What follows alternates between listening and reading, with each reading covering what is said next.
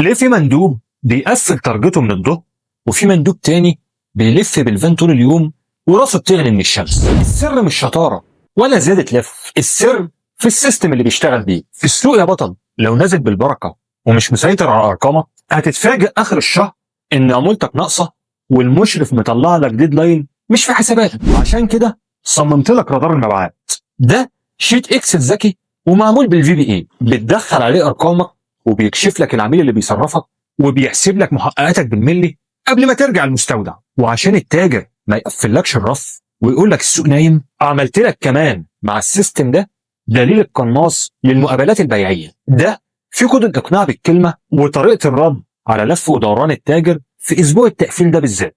السلاحين دول جاهزين ليك دلوقتي في الرابط اللي في البايو وفي اول تعليق مثبت تحت.